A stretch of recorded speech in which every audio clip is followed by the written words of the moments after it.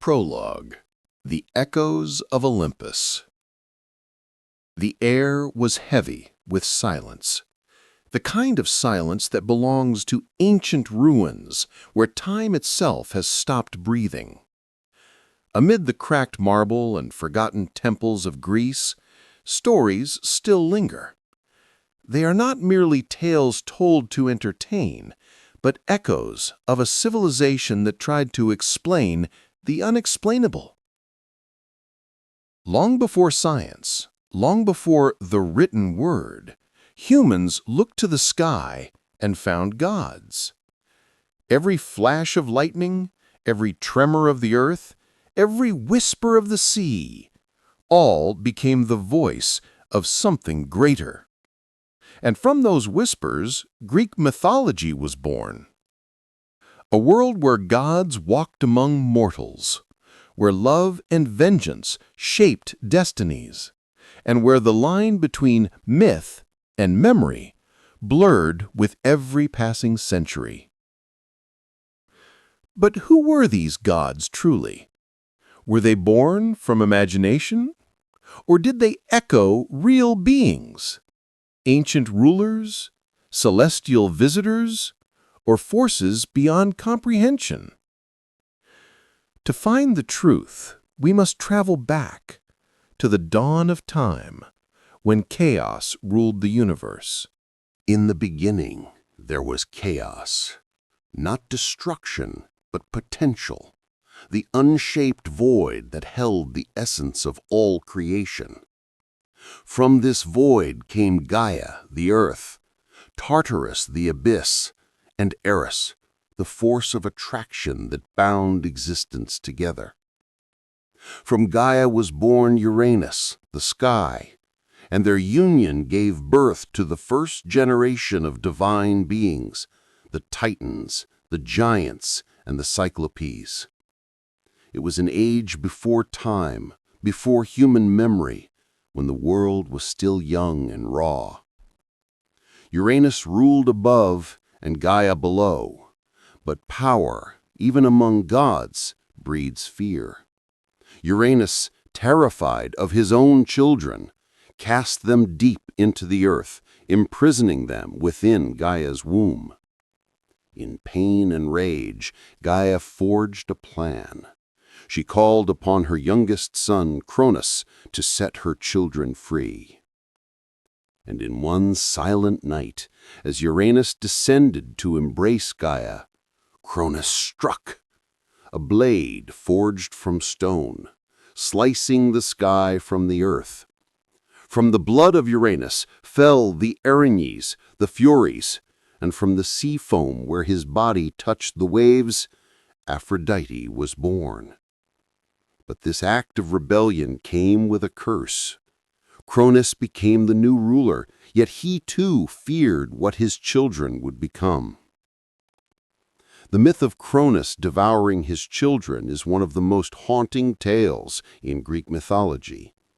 But behind the horror lies an ancient truth. Civilizations rise and fall through cycles of power. Fathers devour sons, and sons overthrow fathers. Archaeological findings in Crete and Anatolia suggest that this story may not have been purely symbolic. Some historians believe that the Titan myths reflect an ancient cultural memory, the overthrow of older matriarchal societies by newer patriarchal systems. The gods may have been real rulers, kings, or even celestial beings recorded through the poetic lens of myth. In the shadows of these forgotten ages, Zeus, the youngest son of Cronus, was hidden away, raised in secret, waiting for the moment to reclaim the heavens. Long before the marble temples and the philosophers, before Athens, before the first light of civilization, there was only chaos. Not chaos as disorder, but chaos as the void, the primordial state of existence, a formless nothing, vast and endless, where neither time nor matter had yet taken shape.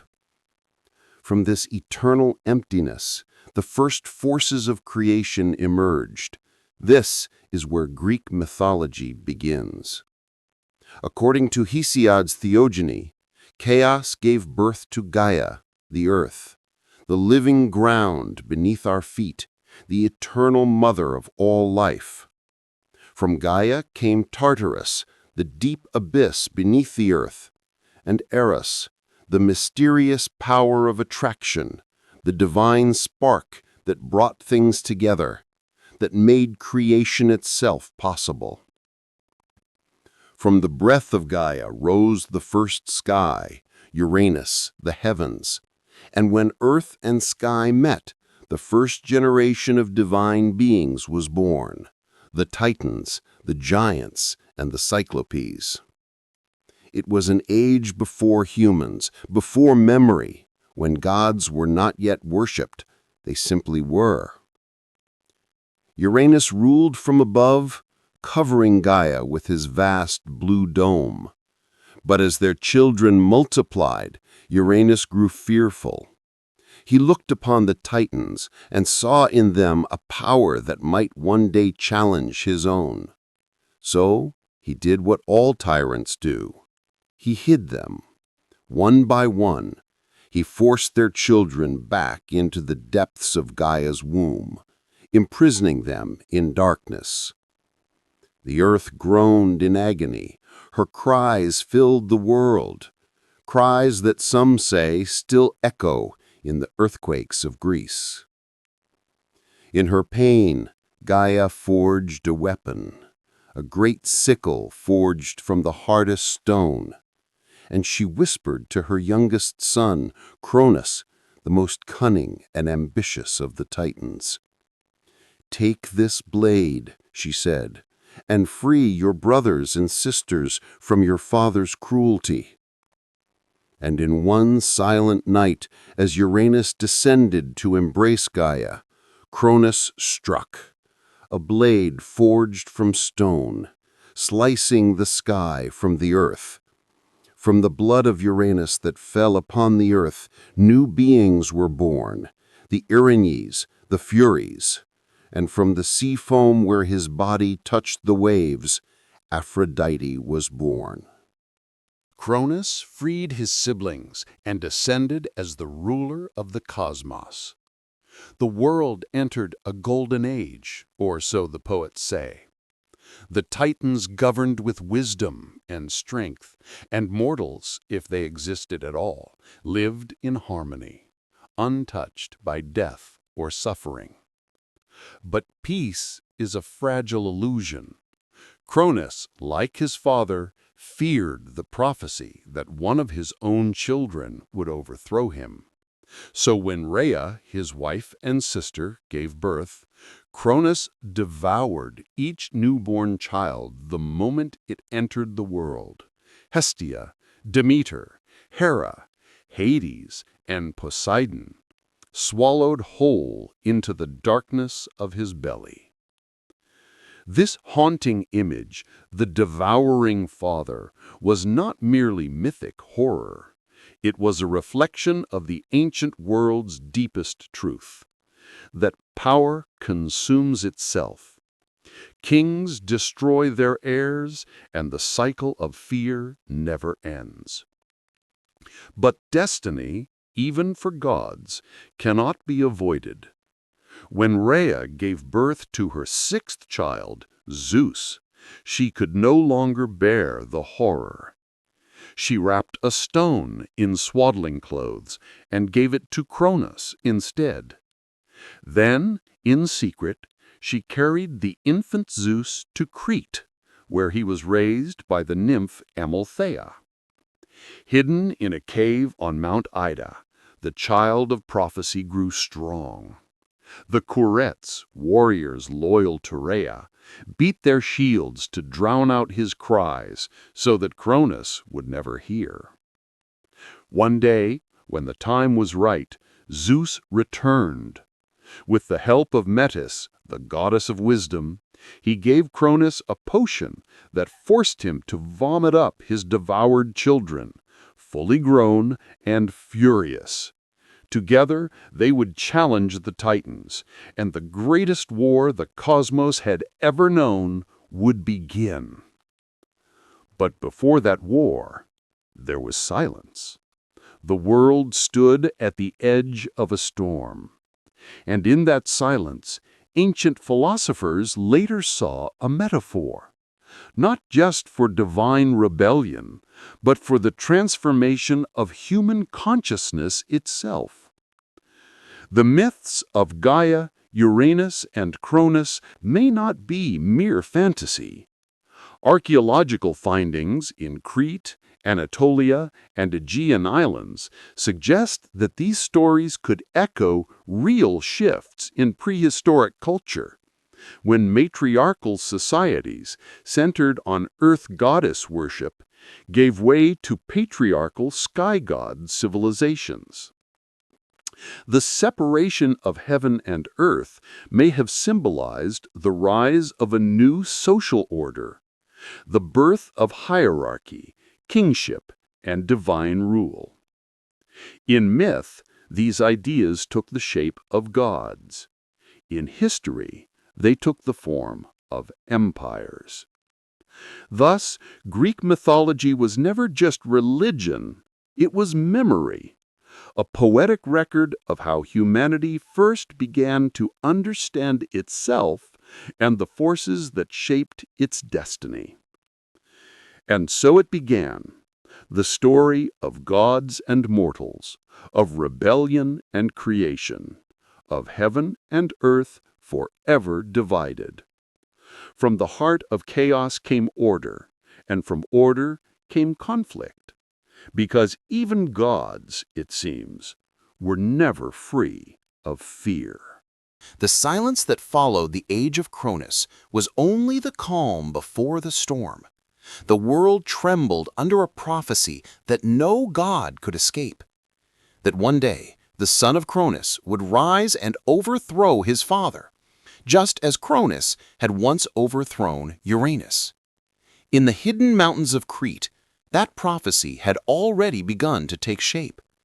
The child Zeus had grown into a being of immense power, a god born of rebellion and destiny. When Zeus returned to confront his father, the heavens darkened. Cronus, unsuspecting, welcomed his son into the golden halls of the Titans. But Zeus brought with him the wisdom of Medusa, the ancient goddess of counsel. With her secret potion, he tricked Cronus into releasing the gods he had swallowed, his own children, now free and filled with fury. From the depths of the underworld, the echoes of their cries awakened the oldest powers, the imprisoned Cyclopses, master forgers of thunder and flame, and the Hecaton Chires, beings with 100 arms, banished to Tartarus for their monstrous strength. Zeus descended into the shadows and freed them all. In return, they forged for him 3 weapons that would shape eternity: the thunderbolt for Zeus, the trident for Poseidon, and the helm of invisibility for Hades. These were not merely weapons, they were symbols of nature itself: thunder, sea, and death, the 3 eternal powers that govern the human world. The war that followed would last 10 years, a cosmic battle between the Titans, the ancient rulers of the world, and the Olympians, the new gods born of Cronus's rebellion. The battlefield was not of men, but of mountains. Volcanoes erupted, oceans boiled, and the sky itself split with lightning. It was said that the clash of divine powers shook even Tartarus, the abyss beneath creation. Hesiod described it as a war so vast that even the earth groaned under its weight. The Titans, led by Atlas, Hyperion, and Oceanus, fought to preserve the order of the old world. But Zeus, with his lightning and the strength of his freed allies, brought forth the dawn of a new one. At the heart of this myth lies something more than divine warfare. It is a story of transformation. The fall of the Titans represents the end of a forgotten age, an echo of humanity's own shift from the primitive to the civilized. Modern archaeologists and mythologists have long debated whether the Titanomachy was inspired by real events. Some see it as an allegory for natural disasters, a memory of volcanic cataclysms that struck the Aegean region thousands of years ago. Others, like the historian Martin Nilsson, suggest that the myth reflects the overthrow of one culture by another, perhaps the Minoans of Crete giving way to the Mycenaean Greeks, whose pantheon elevated Zeus to the throne of Olympus. Even the geography of the myth supports this. Ancient Greeks believed that the Titans were imprisoned beneath Mount Etna in Sicily, a volcano that still rumbles with molten fire. When it erupts, locals say it is the breath of the Titans still raging against their eternal chains. After 10 years of chaos, Zeus and his siblings stood victorious. The Titans were cast down to Tartarus, their cries echoing through the abyss. The three brothers, Zeus, Poseidon, and Hades, divided the cosmos between them. Zeus took the sky, Poseidon the sea, and Hades the underworld. The earth itself was shared by all, the realm of mortals caught between divine domains. And thus began the age of Olympus, an age of new gods, new laws, and a new kind of order. But even in victory, Zeus could not silence the whispers of prophecy. For the same cycle that had destroyed Uranus and Cronus would one day come for him. The war of the Titans may be ancient myth, but the memory of it lives in stone and fire, in every earthquake, every volcanic eruption. Ancient Greeks heard the Titans stirring in their prisons. And in every thunderstorm that rolled across the Aegean sky, they saw the power of Zeus, the eternal reminder that even gods must fight to hold on to what they rule. But victory, as always, comes with a cost. From the ashes of war rose a god who would challenge Zeus, not with strength, but with wisdom, the Titan Prometheus, and the secret of fire that would forever bind gods and mankind together. The silence that followed the age of Cronus was not peace, it was tension, waiting to break. The prophecy that once shattered the heavens now whispered in secret. A son of Cronus would rise and end his reign. Every god, every creature of the old world could feel it coming, a war that would decide the fate of the cosmos. In the caves of Crete, the hidden child of prophecy, Zeus, was growing. Fed by the milk of the divine goat Amalthea, protected by nymphs and guarded by the Curetes, whose shields rang like thunder to conceal the infant's cries. Each clash of metal became an omen, a sound that foretold the wars to come. Years passed, and Zeus became not only powerful, but wise. He learned from Metis, the goddess of cunning and foresight, that brute strength was not enough to change destiny. It required strategy, alliances, and timing. When the moment came, Zeus did not strike with a weapon, but with intelligence. He disguised himself, entered Cronus's court, and offered him a cup of wine laced with a divine potion. The potion forced Cronus to regurgitate his devoured children: Hestia, Demeter, Hera, Hades, and Poseidon. Each reborn not as victims, but as gods of their own dominions. The family Cronus had tried to destroy became the very force that would overthrow him. But Cronus was not alone. He summoned his brothers and sisters, the Titans, ancient and vast, creatures who had ruled since the dawn of creation. Among them were Oceanus, lord of the primordial waters, Hyperion, the light of the sun, Iapetus, father of Prometheus, and Atlas, whose strength could hold the very heavens. The battle lines were drawn. On one side, the Titans, guardians of the old order. On the other, the Olympians, younger gods, led by Zeus, bringers of a new age. The war that followed was called the Titanomachy, the Battle of Gods. It raged for 10 years, shaking the pillars of the earth and sky. The earth split open, the seas rose in towering waves, and the heavens burned with lightning. Mountains were hurled like stones, and the air screamed with fire. For the ancient Greeks, these were not metaphors, they were memories.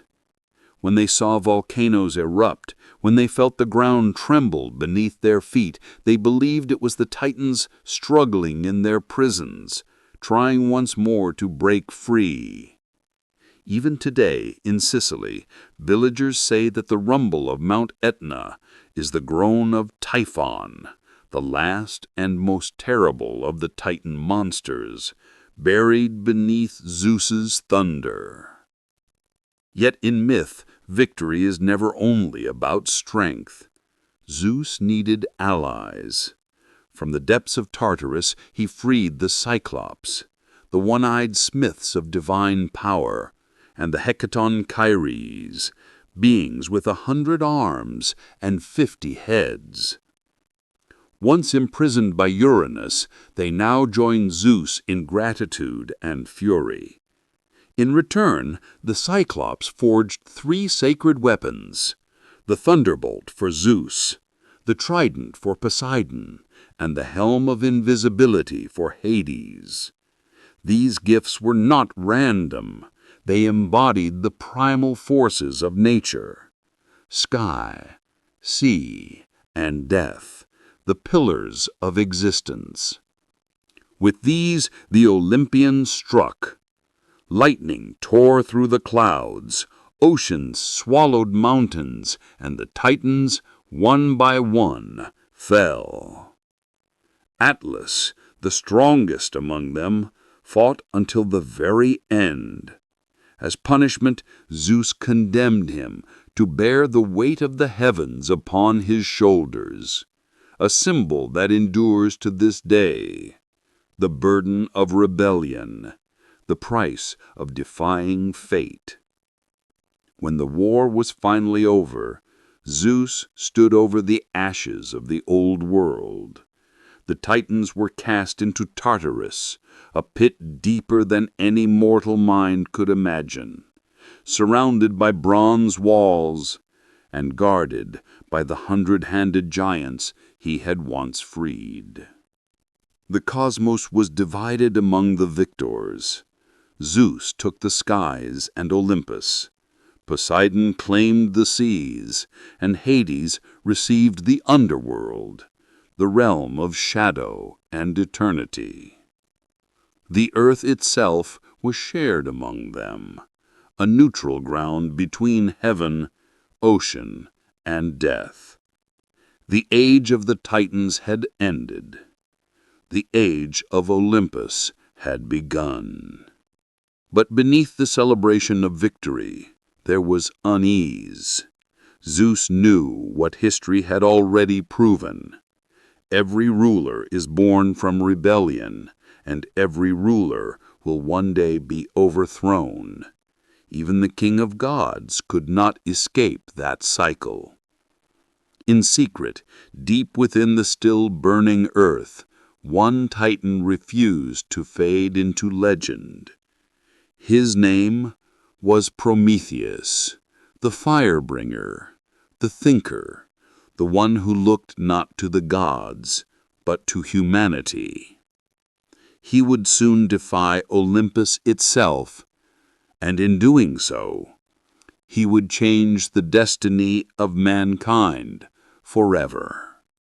Insert. And thus, the war of the gods was won. But the war for the soul of humanity, that was only beginning. The Rise of Olympus and the War of the Titans. The earth trembled beneath the weight of destiny. After the fall of Uranus, the heavens grew silent, but peace never followed. Cronus, now seated upon the throne of creation, ruled the world of the Titans. Yet his reign was one of fear, not harmony. Cronus had heard the prophecy whispered by Gaia herself. As you overthrew your father, one day your own child will overthrow you. To defy fate, he swallowed each of his children at birth: Hestia, Demeter, Hera, Hades, and Poseidon, devouring them whole before they could cry. Only one escaped: Zeus, hidden by his mother Rhea in a secret cave on Mount Ida, Crete. There nymphs nurtured him with honey and milk from the secret goat Amalthea, while warriors, the Curetes, clashed their shields to mask the infant's cries. Years passed. The hidden child became a god.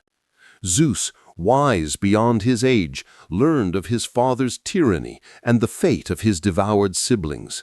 Guided by Gaia and armed with cunning, he returned to confront Cronus. Disguised as a cupbearer, Zeus served his father a drink mixed with a secret potion, crafted by Metis, the goddess of wisdom. As Cronus drank, he retched and vomited up the 5 gods he had swallowed.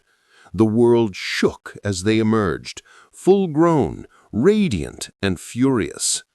The heavens split in two: the Titans of the old world versus the Olympians of the new.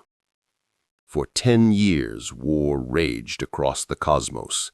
This was the Titanomachy, the greatest cosmic battle in Greek mythology. The skies thundered, mountains burned, and oceans boiled. On one side, Cronus and the ancient Titans, Atlas, Iapetus, Coeus, Crius, and Hyperion.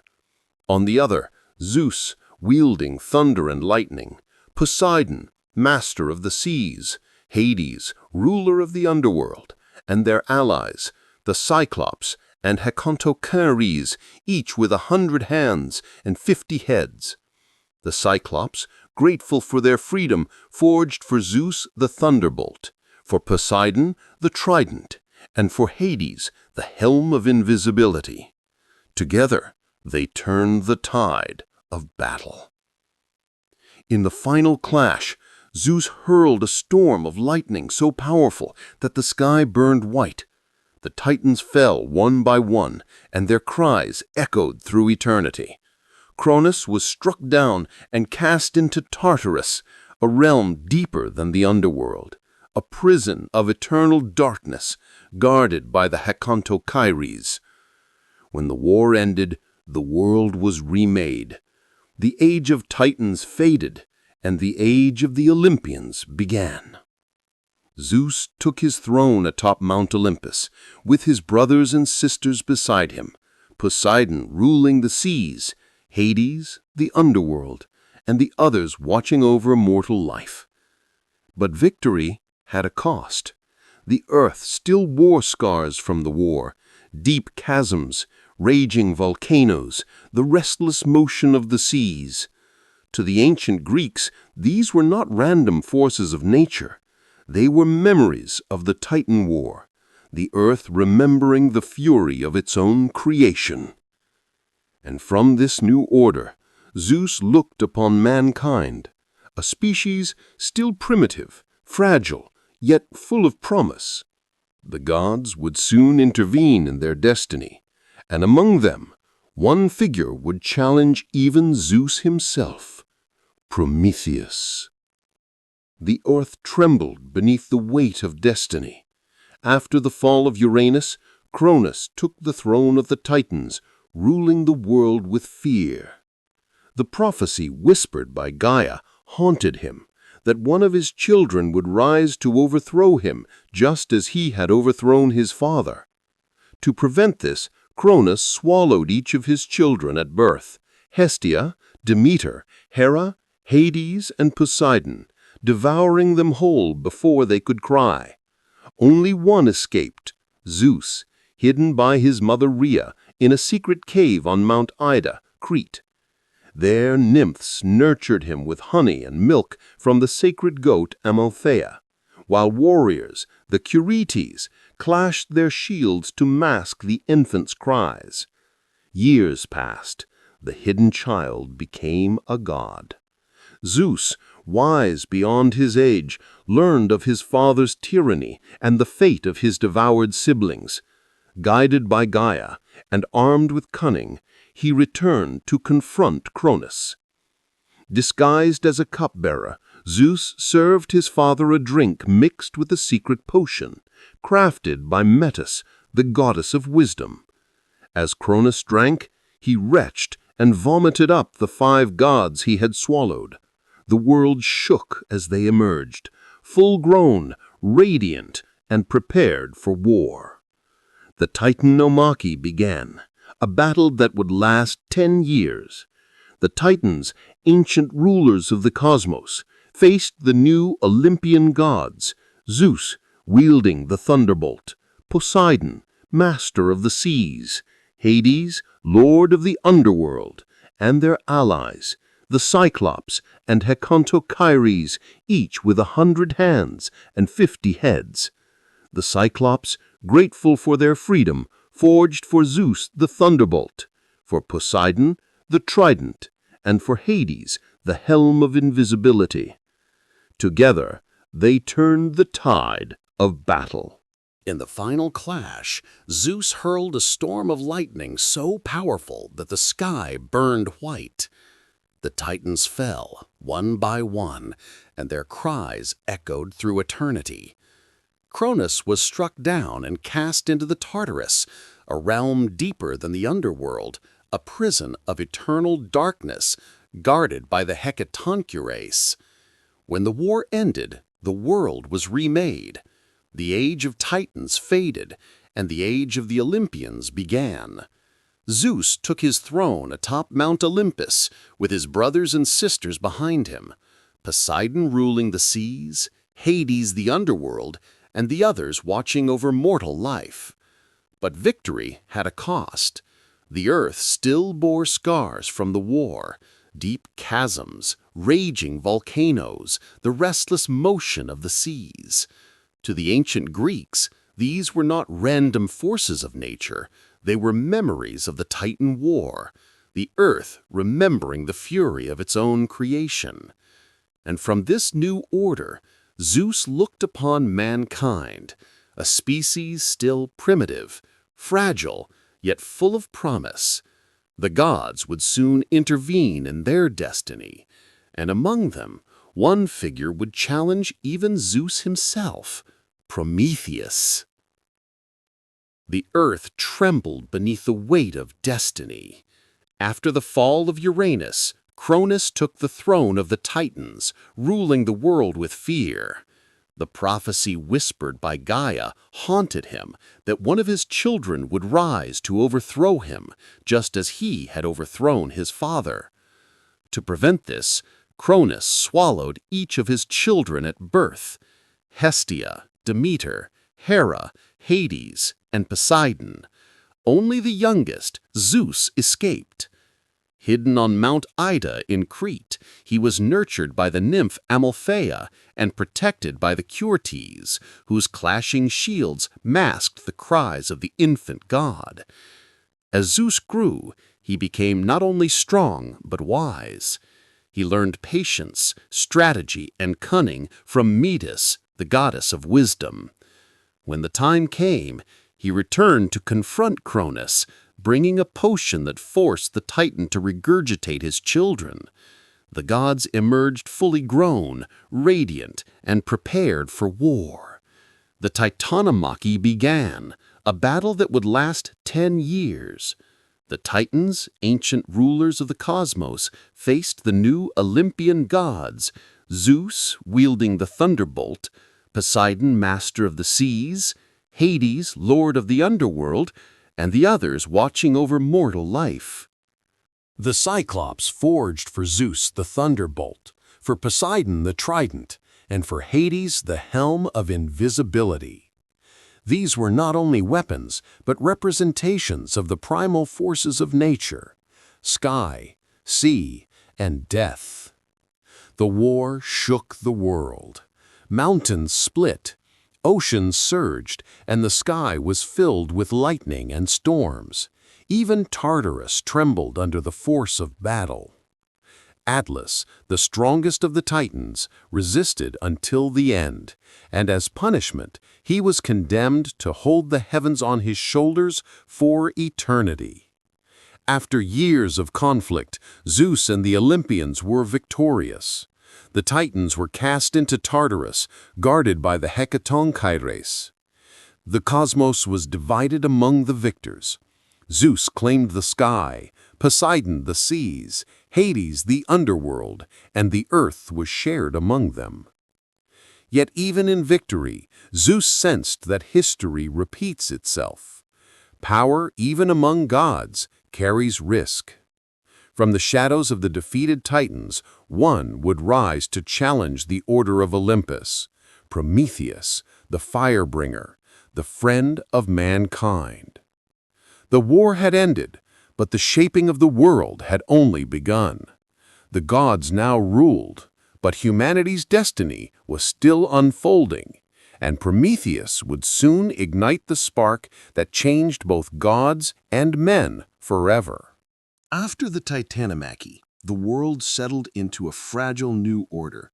Zeus ruled the skies, Poseidon the seas, and Hades the underworld.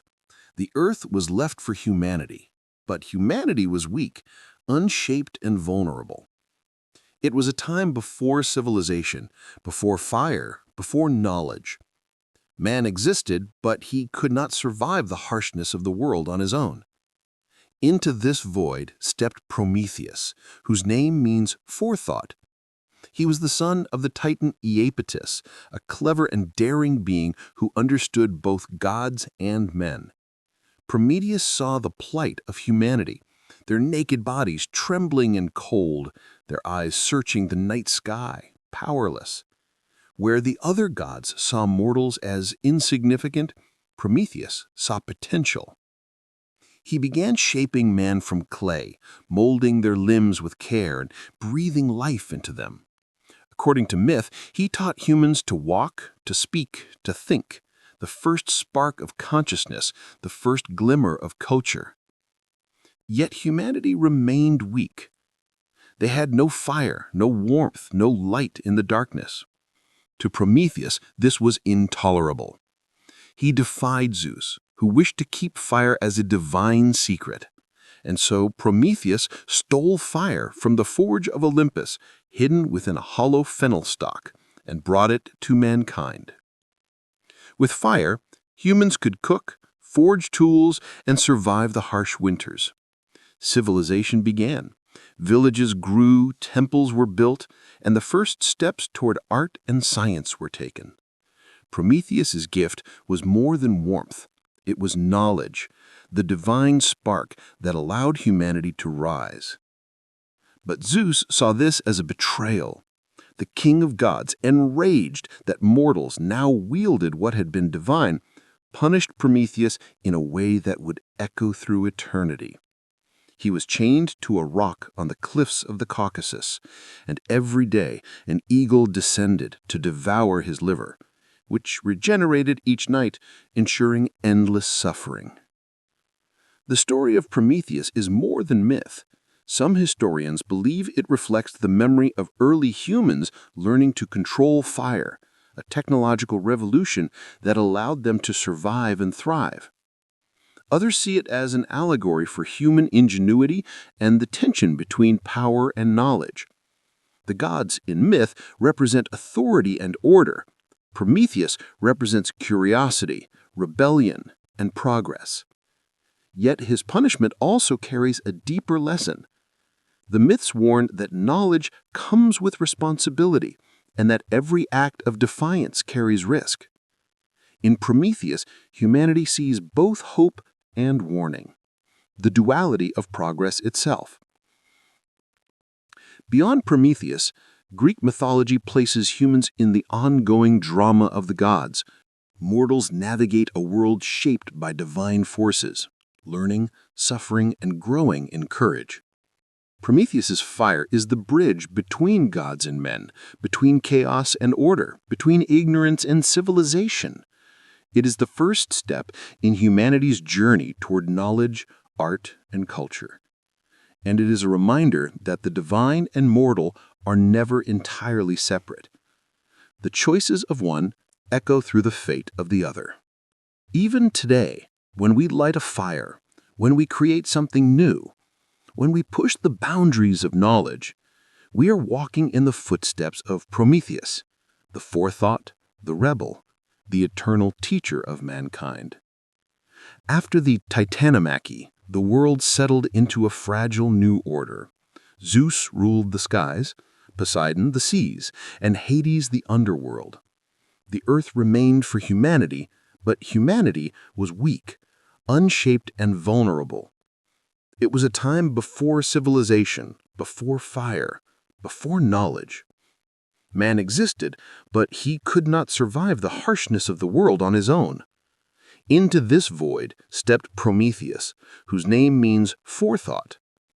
He was the son of the Titan Iapetus, a clever and daring being who understood both gods and men. Prometheus saw the plight of humanity, their struggle against cold, hunger, and darkness. Where the other gods saw mortals as insignificant, Prometheus saw potential. He molded humans from clay, shaping their limbs with care, breathing life into them, and teaching them to walk, to speak, and to think. But humans remained weak and defenseless, vulnerable to the cruelty of nature. Prometheus could not ignore their suffering. The knowledge of fire was reserved for the gods alone, and Zeus wished to keep it hidden. But Prometheus, moved by compassion and foresight, defied the king of Olympus. He stole fire from the forge of the gods, concealing it within a hollow fennel stalk, and brought it to humanity. With fire, humans discovered warmth, light, and the power to cook food. They learned to forge tools, shape metal, and survive the harshest winters. Villages grew, shelters were built, and the first sparks of civilization emerged. The gift of fire symbolized more than survival. It represented knowledge, creativity, and independence. Zeus, enraged by this transgression, sought to punish both Prometheus and mankind. He bound Prometheus to a rock on the cliffs of the Caucasus. Each day, an eagle descended to devour his liver, which regenerated every night, ensuring endless suffering. This eternal punishment was a reminder that even gods cannot ignore rebellion. Yet Zeus's anger extended beyond Prometheus. He created Pandora, the first woman, crafted from clay by Hephaestus and Athena, and gifted with beauty and cunning. Through her curiosity, the Pandora's box myth tells of the release of suffering and hope into the human world. The story reminds mortals that with knowledge and progress comes responsibility, and that even divine gifts carry consequences. Prometheus's gift was revolutionary. Some historians interpret the myth as a symbolic memory of early humans learning to control fire, a technological leap that transformed survival, social organization, and culture. Others see it as an allegory for human ingenuity, the tension between authority and progress, and the eternal struggle between knowledge and restriction. Beyond the immediate myth, Prometheus embodies a deeper philosophical truth. He is foresight itself, a being who looks beyond the present, understanding the long-term consequences of actions. Through Prometheus, humanity learns to question authority, to innovate, and to endure adversity. Even the punishments in the myth carry lessons. By suffering for his defiance, Prometheus demonstrates that progress is never free. Every advance in knowledge, every spark of creativity, comes with risk and sacrifice. The myth teaches that courage and wisdom must accompany foresight, or the gifts of knowledge may lead to destruction. The fire that Prometheus gave humanity became a bridge between gods and mortals. It allowed humans to rise above instinct and begin building cities, cultivating agriculture, and crafting tools and weapons. It marked the beginning of culture, art, and civilization, the very foundation of what it means to be human. Even today, when humanity lights a fire, kindles knowledge, or innovates, we echo the legacy of Prometheus. He is the eternal rebel, the forethought, and the teacher who risked everything to bring light to mortals in a world ruled by the divine. Prometheus's story reminds us that humanity's path is shaped by both risk and courage. The fire of knowledge is never free, but it is the very thing that allows us to survive, to create, and to rise above the darkness of ignorance. In the shadow of Olympus, humanity learned to stand, to question, and to dream, all because one Titan dared to defy the gods. The Oracle of Delphi, Voice of the Unknown. Long before philosophers and scholars recorded their ideas, before the Acropolis rose above Athens, humans sought guidance from forces beyond understanding. They turned to the mountains, to the rivers, and to the trembling earth itself. Among these sacred places, none was more revered than Delphi, the center of the world according to the ancient Greeks. At Delphi, atop the slopes of Mount Parnassus, stood the Temple of Apollo, god of light, music, and prophecy. Within this temple, the Pythia, the oracle, spoke the words of the gods. She was not a priestess in the ordinary sense. She was a conduit, a vessel through which the divine whispered secrets of the past, present, and future. The Pythia inhaled fumes rising from a chasm deep within the earth, a natural phenomenon scientists now believe came from ethane and hydrocarbon gases escaping through faults in the bedrock. These vapors induced a trance-like state, allowing the oracle to speak with the voice of Apollo. The Greeks believed that these utterances were direct messages from the divine, sometimes cryptic, often poetic, and always powerful enough to shape entire cities' destinies. Kings and generals traveled from across the Aegean to hear the oracle's guidance. When Croesus of Lydia consulted Delphi about attacking Persia, the oracle's words were deliberately ambiguous, but they influenced history profoundly. Delphi was more than a temple. It was a center of knowledge, an early form of collective intelligence, where human observation of natural phenomena intertwined with spiritual belief. Archaeological excavations show the site was used for centuries before Apollo's arrival. Early worshippers revered Gaia and chthonic deities, suggesting that the oracle's power predates the Olympians. The site itself is a reminder that the Greeks saw no separation between nature, divinity, and human decision-making. The oracle's influence extended beyond politics. She guided citizens on matters of law, morality, and ritual.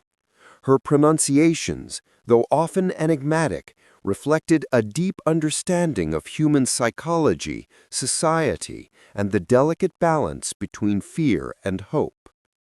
Through Delphi, humans experienced the interface between the mortal and the divine, and the Pythia became the living symbol of humanity's quest to understand the unseen forces shaping their lives. Even today, Delphi remains a testament to the ancient Greek understanding of knowledge, divination, and the mysterious interplay between earth and sky.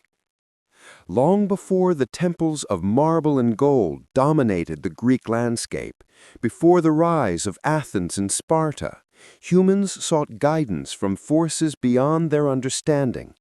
They turned to the mountains, to the rivers, and to the trembling earth itself. Among these sacred places, none was more revered than Delphi, the center of the world according to the ancient Greeks. At Delphi, atop the slopes of Mount Parnassus, stood the Temple of Apollo, god of light, music, prophecy, and truth. Here resided the Pythia, the oracle, a woman chosen to serve as a conduit between mortals and gods. She was not merely a priestess, she was the living voice of Apollo, through whom the future could be glimpsed and the hidden will of the cosmos revealed. Before her, kings, generals, and ordinary citizens alike came to seek answers to questions that could shape the fate of cities, armies, and entire civilizations. The Pythia's methods were mysterious. She sat atop a tripod over a chasm in the earth, inhaling vapors that rose naturally from fissures in the bedrock. These vapors induced a trance-like state in which she uttered words, often cryptic, which priests carefully interpreted and conveyed to those seeking guidance. Her pronunciations were never simple. Sometimes a king would ask whether to go to war, and the oracle would reply in riddles, such as, "If you cross the river, a great empire will fall," leaving the interpretation to the mortal listener. History shows that such ambiguity could protect the oracle from the wrath of the gods if the advice proved catastrophic. Archaeological evidence suggests that Delphi's sacred role predates Apollo's arrival.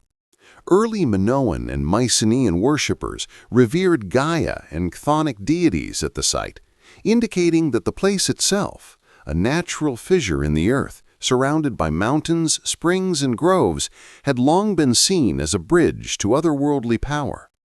Later, as the Olympian gods became central to Greek religious life, Delphi became the center of Apollo's divine authority, merging the ancient chthonic reverence for the earth with celestial light, order, and foresight. The oracle's influence extended far beyond prophecy. She guided humans in moral, legal, and societal matters, advising on the founding of colonies, the resolution of disputes, and even the regulation of sacrifices and rituals. Her voice shaped history. When Croesus of Lydia consulted the oracle about attacking Persia, the Pythia's cryptic prophecy, "If you cross the river, a great empire will fall," was interpreted by Croesus as assurance of victory. Yet it was his own kingdom that ultimately fell. The oracle's words were never wrong, only open to interpretation, reflecting a profound understanding of human psychology, decision-making, and the complex consequences of actions. Delphi was also the center of the Pythian Games, second only to Olympia in significance. Every 4 years, competitors gathered to honor Apollo through athletic contests, music, poetry, and ritual. This blending of sport, art, and spirituality exemplified the Greek ideal. The pursuit of excellence, arete, was not merely physical, but also intellectual and moral, connected to divine order. The Castilian spring flowing beside the temple provided water for purification before prophecy and for ritual cleansing, linking human practice to the natural world. Even the mountainous geography contributed to the mystique. From the cliffs above, humans could see the vast valley below, understanding their smallness in the face of both nature and the divine. It was in this interplay of physical awe and spiritual mystery that Delphi became a place of transformation, a point where humans touched the infinite and the gods revealed their intentions. In a way, Delphi served as an early neural network of human cognition. Through observation, ritual, and interpretation, Greeks learned to integrate natural phenomena, social events, and perceived divine patterns into decisions that would shape politics, war, and culture. It was a synthesis of spirituality, early science, and human psychology, all cloaked in divine authority. The oracle's legacy extended beyond Greece. Her influence spread across the Mediterranean, inspiring colonists and rulers far from the mountains of Parnassus. Even after the rise of rational philosophy and the decline of the classical Greek world, Delphi retained its symbolic power. It reminds us that the unknown, the forces beyond comprehension, has always driven humans to seek, interpret, and understand. Delphi is a testament to the human desire to bridge the mortal and divine, to find patterns in chaos, and to seek guidance when facing the unknown. It is a story not just of gods and prophecy, but of humanity itself, of curiosity, fear, ambition, and the eternal pursuit of knowledge. Through the Pythia's voice, mortals glimpsed the infinite, and through Delphi, they discovered the profound interplay between earth, sky, and the mysteries that lie beyond.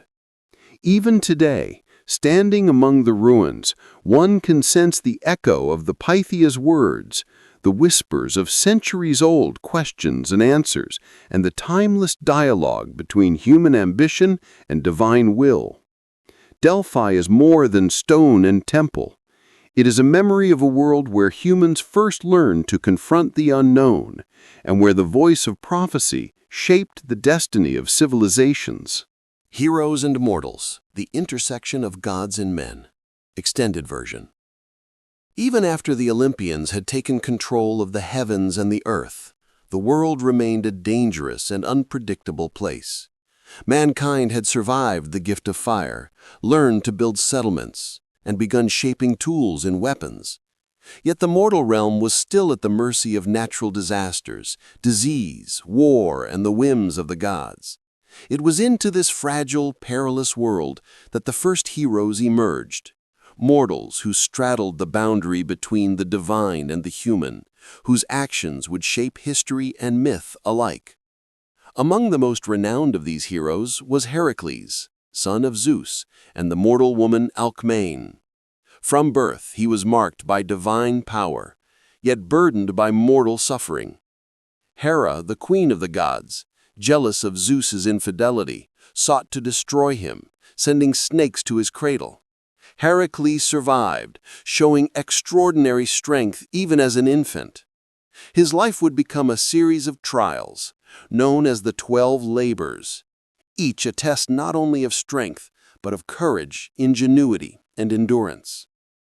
Heracles' labors, slaying the Nemean lion, capturing the Erymanthian boar, cleaning the Augean stables, and venturing into the underworld, were not mere stories of violence. They were allegories, reflecting human struggle against chaos and mortality, the confrontation with impossible odds, and the journey toward understanding one's own limits. Through these stories, the Greeks taught that heroism required both divine favor and human willpower, that gods could guide but not act in place of mortals. Another central figure was Perseus, son of Zeus and Danae, destined to slay the Gorgon Medusa. Perseus's journey combined divine assistance with human cunning. Athena and Hermes provided weapons and guidance, a reflective shield, winged sandals, and a magical sword, tools that required intellect as much as courage. By confronting Medusa, whose gaze could turn men to stone, Perseus symbolized the confrontation with fear itself, the ability to face the unknown with both skill and wisdom. He later rescued Andromeda, displaying not only bravery, but moral responsibility, highlighting the Greek ideal that heroism involved protecting others, not only personal glory. Theseus, the legendary king of Athens, offers another perspective. Born of both mortal and divine heritage, he ventured into the labyrinth to face the Minotaur, a monstrous creature that represented human and societal chaos. Theseus's triumph was not merely the defeat of a beast, but the restoration of order and justice, demonstrating the recurring theme in Greek mythology, the hero as mediator between the forces of chaos and the emerging structure of civilization. Heroes were not isolated from the gods, they were intertwined with them. The Olympians guided, tested, and sometimes punished these figures, illustrating the delicate balance between human agency and divine will. When Jason sought the Golden Fleece, his journey involved gods, nymphs, and magical creatures, reflecting the idea that human achievement was always influenced by forces beyond the mortal realm. The presence of divine intervention emphasized the Greeks' understanding of life as a complex interplay of skill, morality, fate, and chance. The stories of heroes also intersected with real-world geography and history. Crete, for example, provides the backdrop for the myths of Theseus and the Minotaur, reflecting Minoan civilization and possibly ritual practices of bull leaping. The locations of temples, tombs, and ancient fortifications across Greece are often associated with legendary acts of these heroes, grounding myth in the human memory of landscape and society.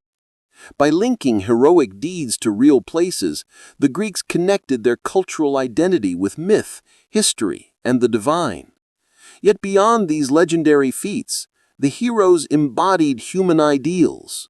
They displayed courage, ingenuity, resilience, and ethical responsibility, but also hubris, error, and suffering. The Greeks understood that heroism was not perfection. It was the willingness to confront mortality, to act despite fear, and to accept the consequences of one's choices. Through myth, humanity learned lessons about strength, intelligence, ethics, and the costs of defiance, lessons still resonant today.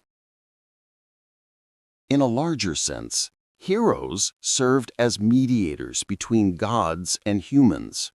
They were reminders that mortals could aspire to greatness, but always under the watchful eyes of Olympus. They revealed the tensions between freedom and fate, the potential of human ingenuity, and the limits imposed by the natural and divine world. Each heroic tale, from Heracles' labors to Perseus' quests to Theseus' victories, forms part of an intricate tapestry, a chronicle of human courage tested by gods, monsters, and destiny itself. Through the stories of heroes, the Greeks explored fundamental questions. What does it mean to be mortal in a world of immortals? How can humans confront chaos, suffering, and fear? How do courage, intelligence, and morality define the legacy of a person or a civilization? In answering these questions, mythology became more than entertainment. It was a moral and philosophical framework, a lens through which humanity understood itself, the cosmos, and the delicate balance between the human and the divine. Even today, these myths endure. They remind us that heroism is not only measured by physical feats, but by the courage to face the unknown, to challenge fate, and to act with wisdom and responsibility. Heroes, though mortal, became eternal in memory, teaching each generation that greatness is achieved not through divine power alone, but through the integration of human thought, action, and perseverance. Heroes were not only defined by their feats, but by the choices they made and the consequences they faced. Even figures like Achilles, though more prominently remembered for the Trojan War, embody the complexity of heroism, unmatched skill and courage, yet burdened by pride, mortality, and the inevitability of fate. The Greeks saw in Achilles the tension between glory, kleos, and mortality, the idea that heroic action could be remembered eternally, even when the hero himself was subject to human limits. The interplay between gods and mortals was constant. Athena, for example, guided Odysseus on his journey home from Troy, rewarding intelligence and strategy over brute strength. Poseidon, angered by human hubris or the hero's arrogance, could delay progress, wreck ships, and punish communities for individual acts. This dynamic illustrates an important principle in Greek mythology. Human agency exists, but it is always moderated by forces beyond comprehension, emphasizing humility, foresight, and adaptability. Heroes also served as cultural exemplars, teaching values and moral lessons through narrative. The trials of Heracles, the cunning of Perseus, and the justice-seeking nature of Theseus offered templates for courage, resilience, and moral responsibility. Heroes were both mirrors and aspirational figures. They reflected human struggles while demonstrating the potential to rise above them through intellect, perseverance, and divine cooperation. Even their failures were instructive. Hubris, or excessive pride, often led to downfall. The Greeks understood that heroism was not mere power or skill. It was the ethical navigation of strength, intellect, and the consequences of one's actions. This duality, triumph and tragedy, made heroes relatable, yet exemplar, inspiring mortals to strive for greatness while understanding their limitations. Geography, archaeology, and history are often intertwined with these myths. The labyrinth of Knossos echoes the Minoan civilization. The ruins of Mycenae evoke the age of Perseus and Heracles. Temples, tombs, and sanctuaries serve as tangible links between myth and the human memory of extraordinary deeds. Through these landscapes, Greeks connected stories of gods and heroes with real places, ensuring that myth was inseparable from culture, environment, and social identity. In essence, heroes were the bridge between humans and the divine. Through their stories, mortals learned to navigate fear, uncertainty, and ambition while maintaining respect for forces beyond their control. The tales of their triumphs and failures shaped ethics, civic identity, and the Greek understanding of fate, courage, and morality, themes that remain central to the human experience today. The Trojan War, mortals in the shadow of gods. The city of Troy, perched on the shores of the Dardanelles, became the stage for one of the most legendary conflicts in human imagination, the Trojan War. Yet behind the tales of valor, beauty, and bloodshed, there lies a complex interplay between mortals and gods, love and vengeance, ambition and fate. It began with a single act of divine jealousy, the judgment of Paris. Three goddesses, Hera, Athena, and Aphrodite, asked Paris, prince of Troy, to judge who was the fairest. Each offered him power, wisdom, or love. Paris, swayed by Aphrodite's promise of Helen, the most beautiful mortal woman, ignited a chain of events that would lead to a decade of war. Helen's abduction, or perhaps elopement, according to some accounts, was not merely a personal act of desire. It represented the fragility of human decisions when influenced by divine machinations. The Greeks, led by Agamemnon, assembled the famed Achaean army, a coalition of kings, warriors, and heroes. Achilles, whose strength and rage would define battles. Odysseus, master of cunning and strategy. Ajax, towering in might. And Diomedes, fierce in valor. The gods watched closely. Zeus, balancing fate and favor, allowed mortals their agency, but intervened subtly. Athena guided Greek warriors, offering insight and protection. Ares, god of war, reveled in the chaos, shifting the tides according to his whims. Apollo, loyal to Troy, unleashed plagues upon the Greek camp. reminding humanity that divine wrath could alter the course of even the most meticulously planned campaigns. The war became a theater of both human courage and divine influence. Every duel, siege, and maneuver carried layers of significance: a hero's reputation, a city's survival, and the ever-present will of the gods. Achilles' wrath, immortalized in the Iliad, demonstrates the intertwining of personal emotion, honor, and destiny. When his companion Patroclus fell, Achilles' rage escalated to a force that reshaped the battlefield itself, illustrating the profound consequences of human emotion when amplified by skill and divine favor. Trojan heroes, too, were shaped by both mortal and divine forces. Hector, Prince of Troy, exemplified duty and courage, defending his city and family against impossible odds. Despite warnings from gods and omens, he faced his fate with honor, embodying the Greek ideal of arete, the excellence of character and bravery. The war was also a crucible of morality. Choices had consequences, whether in acts of mercy or vengeance.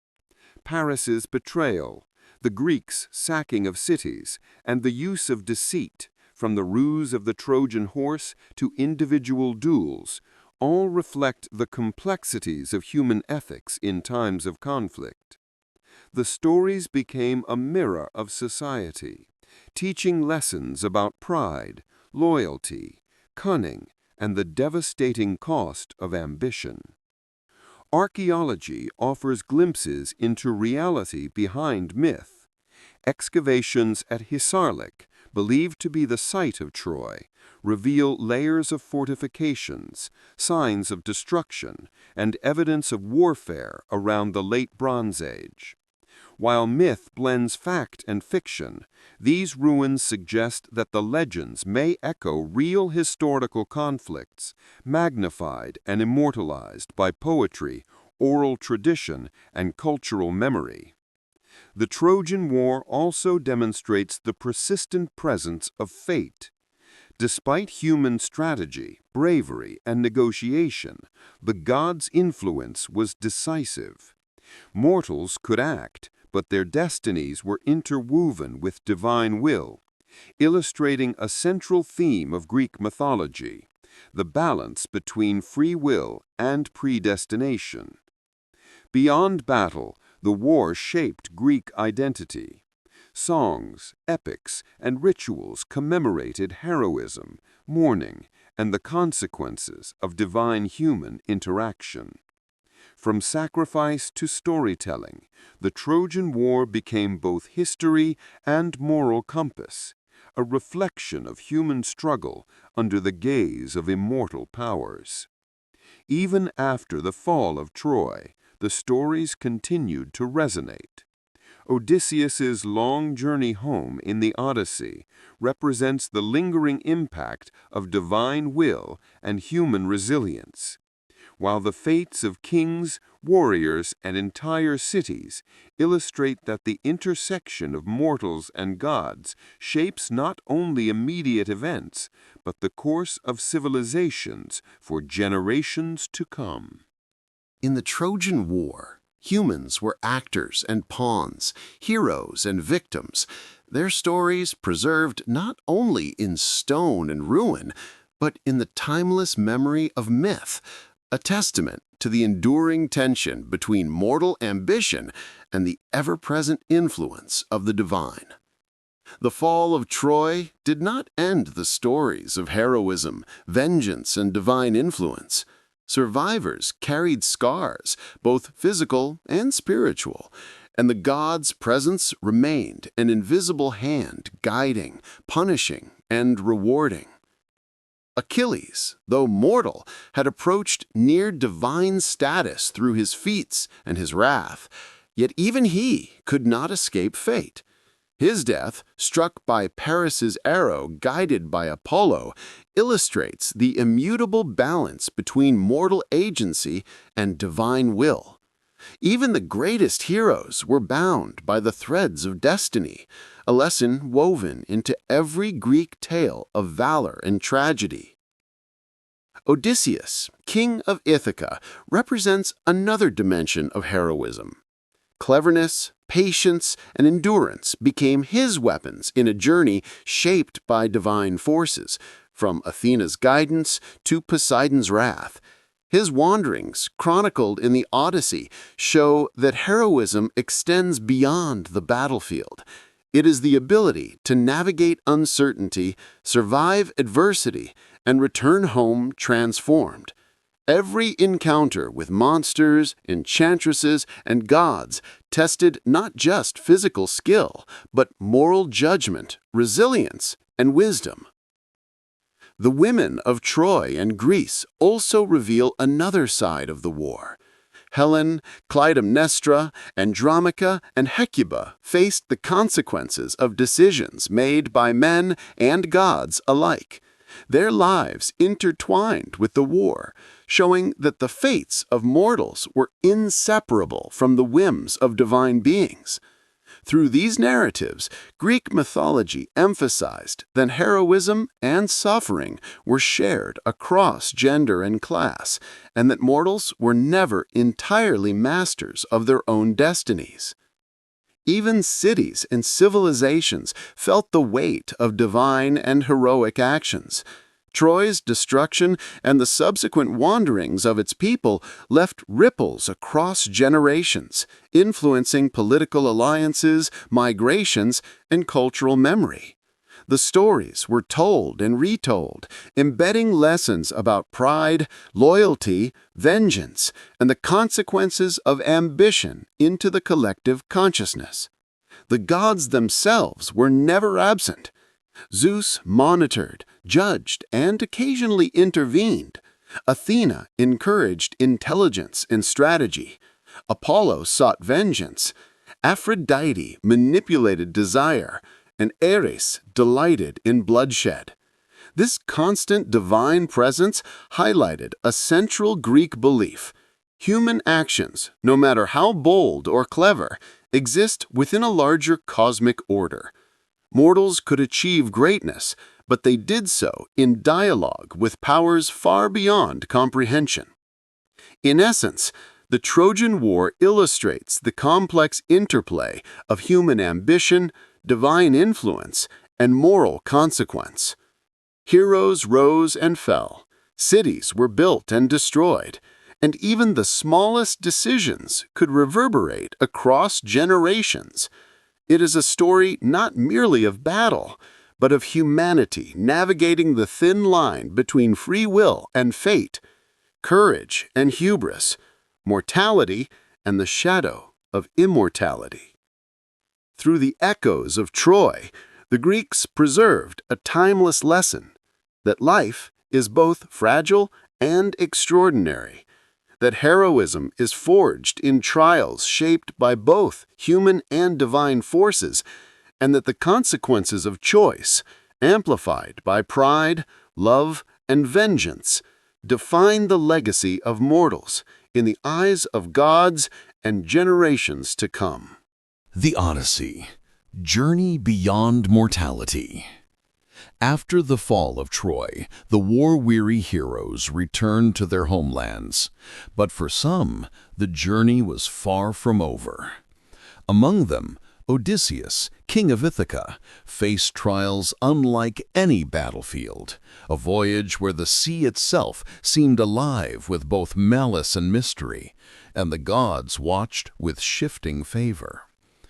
Odysseus's journey began with hope, but quickly descended into a labyrinth of challenges. Poseidon, angered by the blinding his son Polyphemus, the Cyclops, became an invisible tempest, tossing ships, scattering men, and testing the endurance of the clever king. The sea, unpredictable and untamed, mirrored human fear and uncertainty, a vast, living entity where survival depended on wit, courage, and intuition. Yet danger was not confined to storms or monstrous creatures. Odysseus and his men encountered Circe, the enchantress, whose magic could transform men into swine, symbolizing the precarious balance between desire, temptation, and reason. They ventured into the underworld to speak with Tiresias, the blind prophet, a journey into darkness and the unknown, where knowledge came at a cost, and fate was both revealed and obscured.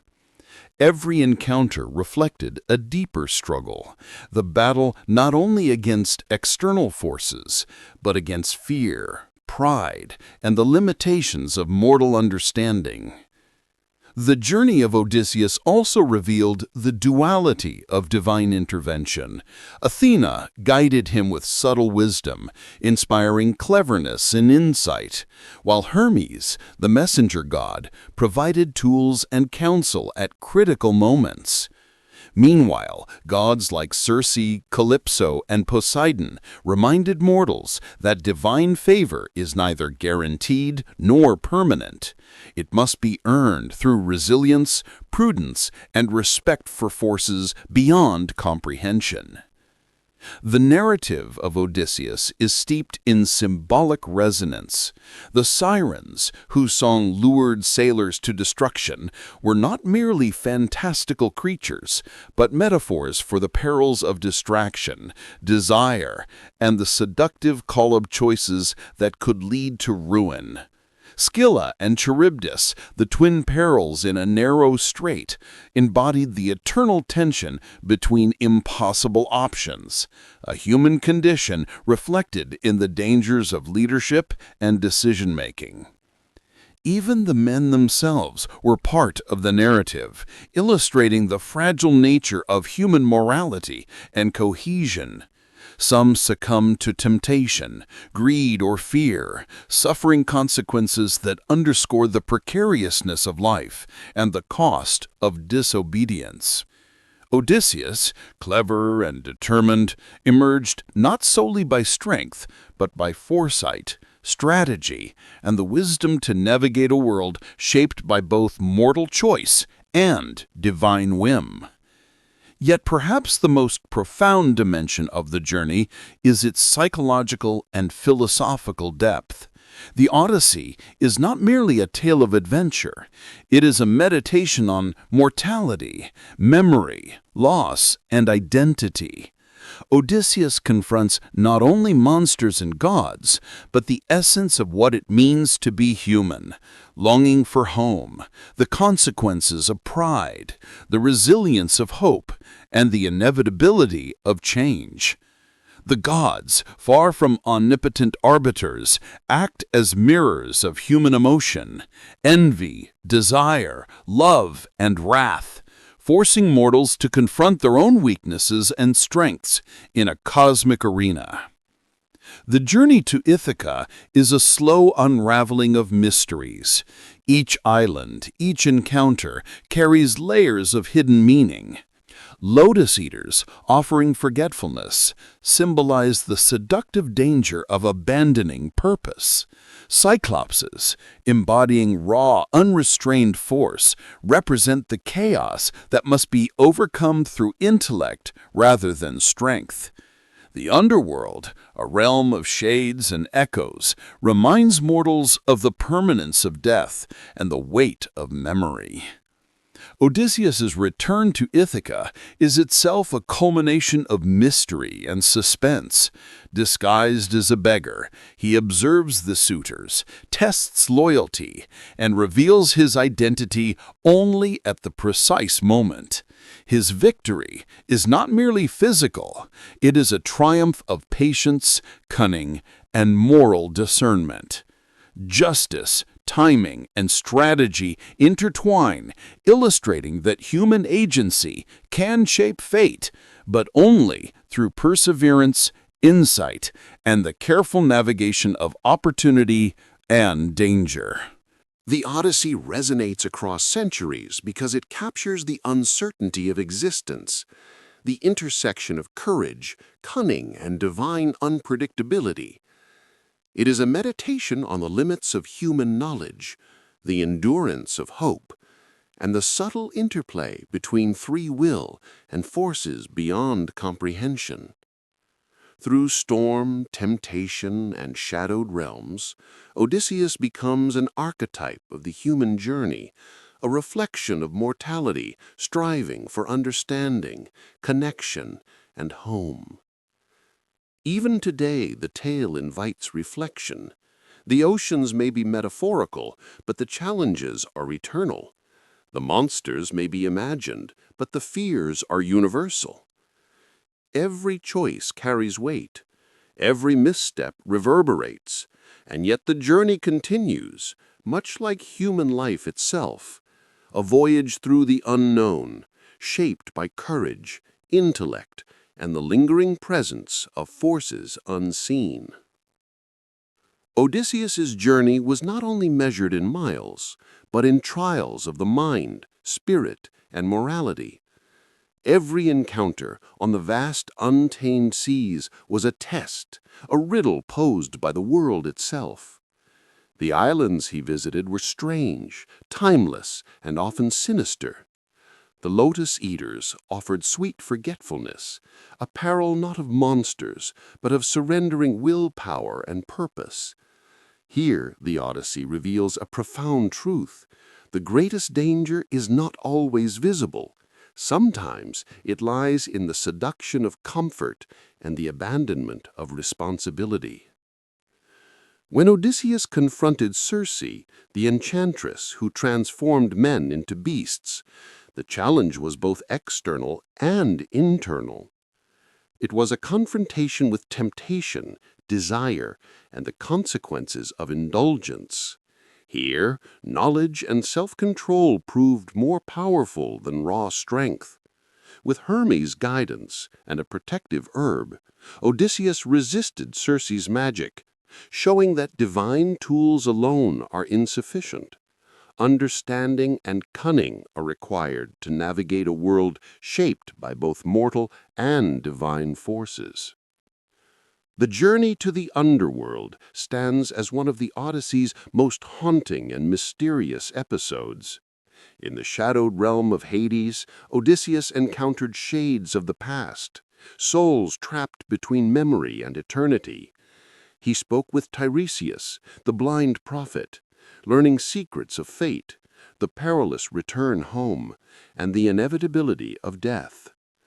He glimpsed fallen heroes, the consequences of human choices magnified in death, and the lingering weight of sin, ambition, and unfulfilled desire. This journey into darkness is symbolic. Every human faces moments where knowledge, fear, and destiny converge, and only courage and wisdom can guide a path forward. The sea itself was alive with divine presence. Calypso, the nymph who held him captive for 7 years, embodies both love and imprisonment, pleasure and peril, reflecting the duality of divine influence. Protection can turn to limitation. Beauty can become a cage. It was only through perseverance, longing for home, and divine favor, Athena's subtle guidance, that Odysseus could break free. Odysseus's encounters with the sirens, Scylla, and Charybdis further illustrate the delicate balance between choice and fate. The sirens' irresistible song threatened reason itself, testing the limits of self-control. Scylla and Charybdis, a monstrous whirlpool and multi-headed terror, represented the impossible choices of human existence, paths in which danger was unavoidable, yet survival demanded foresight, strategy, and courage. In these trials, the Odyssey becomes not just a story of adventure, but a meditation on moral and intellectual heroism, the triumph of wisdom, patience, and resilience over chaos, fear, and desire. Ultimately, the return to Ithaca demonstrates the convergence of all lessons. Odysseus's homecoming is not instantaneous. It is earned through endurance, cleverness, and moral discernment. Disguised as a beggar, he observes, tests, and prepares, understanding that victory requires more than brute strength. It demands patience, timing, and insight into human nature. The defeat of the suitors is as much a triumph of intellect and strategy as it is of physical prowess, demonstrating that true heroism is multifaceted, a union of mind, body, and moral judgment. The Odyssey, in its fullest form, is a mirror of human existence. It is a journey through the unknown, shaped by fear, ambition, curiosity, and the constant interplay of mortality and divine influence. Odysseus's path reminds us that the journey itself, with its trials, temptations, and revelations, is as important as the destination. It evokes wonder, suspense, and reflection, inviting mortals to confront the mysteries of life, fate, and their own nature. Through the Odyssey, the Greeks encoded timeless lessons. Courage and cunning must coexist. Knowledge and patience are as vital as strength. Desire and temptation are to be understood, not blindly followed. And even in a world watched over by gods, human agency, insight, and resilience can shape destiny. Odysseus's voyage is eternal, a story that continues to resonate, inviting each generation to ponder the boundaries between mortality and divinity, chaos and order, and fear and wisdom. It is a journey beyond seas and storms, beyond monsters and gods, a journey into the very heart of human experience, memory, and the enduring quest for understanding. The Underworld and the realm of Hades. Beneath the living world, beyond the gaze of the sun and the reach of mortal knowledge, lies the shadowed realm of Hades, the god of the dead. It is a place both feared and revered, a dimension where human life's transient glow fades into eternity, and where justice, memory, and consequence are eternally manifested. The underworld is not a uniform realm, it is a landscape of contrasts. The fields of asphodel are for ordinary souls, wandering in muted reflection, a pale echo of the life they once lived. The Elysian fields are reserved for heroes and the virtuous, where the worthy experience peace, reward, and the continuation of honor. The Tartaros, a pit deeper than the foundations of the world, holds those punished for crimes against gods or humanity, a prison of suffering, torment, and eternal consequence. The river Styx, its waters dark and unyielding, separates the living from the dead. Charon, the ferryman, guides souls across, demanding proper rights in coin, a reminder that passage between life and death is not arbitrary, but bound by ritual, respect, and preparation. Even the dead, powerless in their mortal form, must navigate rules, obligations, and cosmic justice. Heroes and mortals who enter this realm encounter beings both terrifying and enlightening. Odysseus, in his descent, speaks with Tiresias, the blind prophet, who reveals the threads of fate, warning of trials yet to come and the inexorable consequences of human choices. Through Tiresias, the underworld becomes a lens into the interconnectedness of action, consequence, and divine oversight. Other shades recount lives of glory and failure, their stories a mirror for the living, a cautionary tableau of ambition, hubris, courage, and morality. The underworld is also a stage for divine presence. Hades rules with a measured hand, impartial yet formidable, while Persephone, his queen, balances mercy and sternness, embodying the duality of life and death, growth and decay. Even in death, mortals are subject to forces larger than themselves, reinforcing the Greek understanding that the cosmos is governed by order, justice, and divine will. The punishments of Tartaros are symbolic as much as literal. Sisyphus, condemned to eternally push a boulder uphill, embodies futility born from cunning and hubris. Tantalus, perpetually tormented by unreachable sustenance, demonstrates the consequences of greed and impiety. Ixion, bound to a flaming wheel, is a reminder of betrayal and violation of sacred trust. Through these narratives, the Greeks conveyed moral lessons that transcend time. Actions resonate beyond life, shaping legacy, memory, and the eternal balance between order and chaos. The underworld is not devoid of hope or reflection. The Elysian fields, by contrast, celebrate virtue, heroism, and alignment with cosmic principles. Here, mortals who acted with courage, wisdom, and moral integrity are rewarded, a reminder that life's choices carry weight and meaning, echoing into eternity. Heroes such as Achilles and Patroclus, despite death, continue to inhabit a realm where their deeds are remembered, teaching that even mortality cannot erase impact or honor.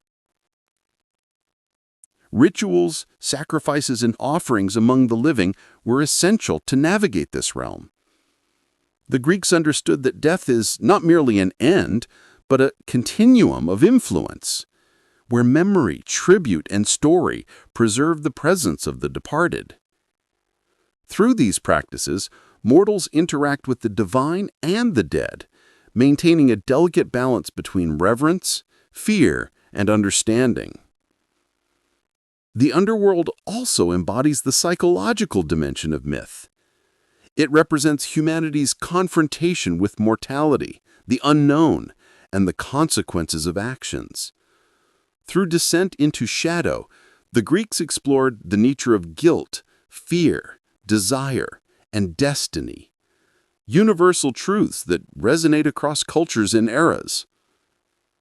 Every river, guardian, and realm reflects human concerns, justice, memory, ambition, and morality, mapped onto a landscape both real and imagined, terrifying and instructive. In essence, Hades' realm is not simply a place of endings, but a domain where the human soul confronts itself, history, and the divine order. It reminds mortals that life is intertwined with consequence, that courage and virtue echo beyond death, and that the boundaries between mortal experience and divine influence are permeable, fragile, and profound. Even today, the underworld captivates imagination. From the shadow depths of Tartarus to the golden Elysian fields, it stands as a symbol of mystery, morality, and the eternal journey of the soul. Through the stories of Hades, Persephone, and the shades of the dead, Greek mythology preserves a timeless meditation. Mortality is inevitable, consequence is eternal, and the journey beyond life is as instructive as life itself. Heroes' legacy and the immortal memory of myth. As the dust settled over battlefields, labyrinths, and distant shores, one truth remained clear. Heroes die, cities fall, and mortals fade, yet the memory of their deeds endures. Greek mythology preserves not merely stories of gods, monsters, and mortals, but the eternal dialogue between human ambition and divine will, between courage and consequence. The heroes of legend, Heracles, Perseus, Theseus, Odysseus, Achilles, Hector, each traversed the boundary between mortality and the divine, shaping destinies, cities, and cultural identity. Though their bodies perished, their actions echo across time, forming an immortal tapestry of courage, morality, ingenuity, and resilience. Through these narratives, humanity learns not only the thrill of adventure, but the subtler lessons of ethics, choice, and consequence. The legacy of heroes is twofold, tangible and symbolic. Ruins of Mycenae, Knossos, and Ithaca, along with temples dedicated to Apollo, Athena, and Zeus, ground myths in geography, giving physical weight to stories that might otherwise be dismissed as fantasy.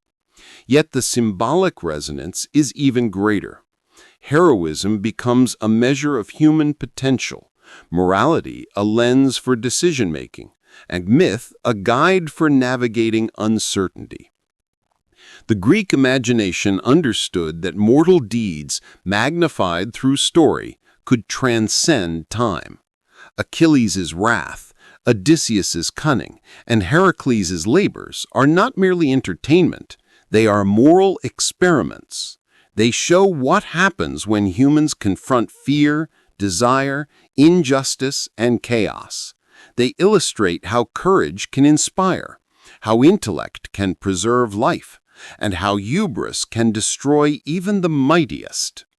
Through these patterns, Greek myth encodes wisdom about leadership, ethics, and resilience, a framework for understanding both the individual and society.